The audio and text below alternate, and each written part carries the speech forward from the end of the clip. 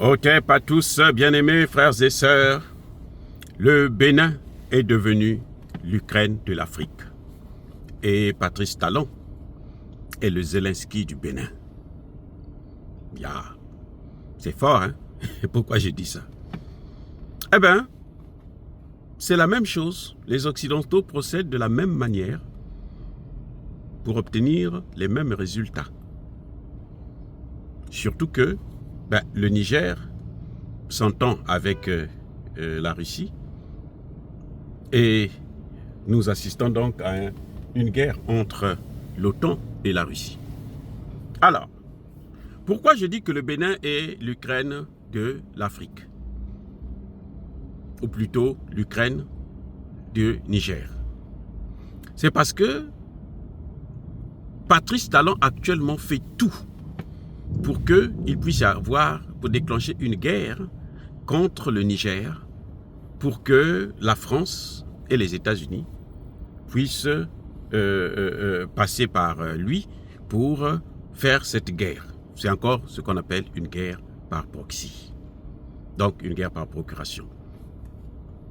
Ce qui se passe actuellement entre le Bénin et le Niger, c'est exactement ce qui s'est passé entre la Russie et l'Ukraine.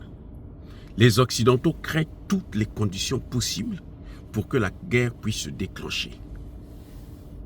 Le Bénin a commencé d'abord par fermer le pipeline, ça n'a pas marché.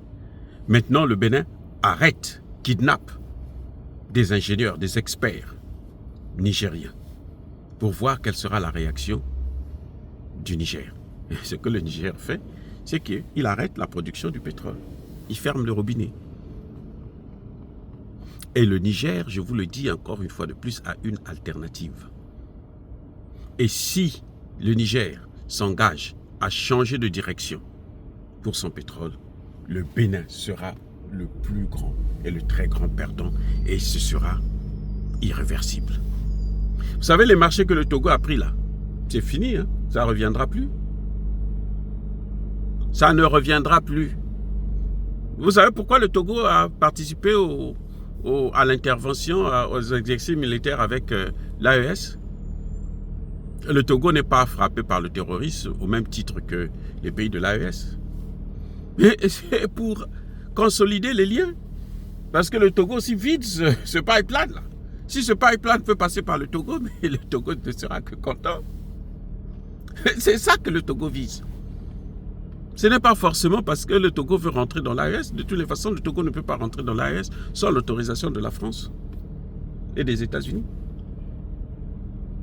Vous voyez, les Français ont créé, avec les Américains, ont créé une guerre de toutes pièces entre la Russie et l'Ukraine.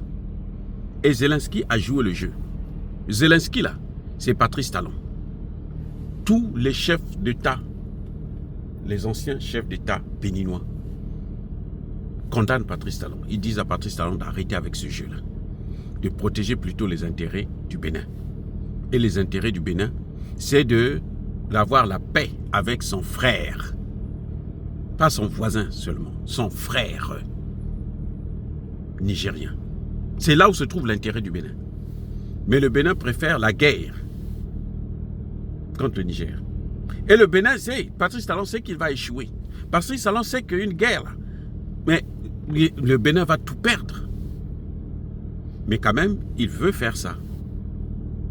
Donc nous avons là un Zelensky au Bénin et une Ukraine en Afrique.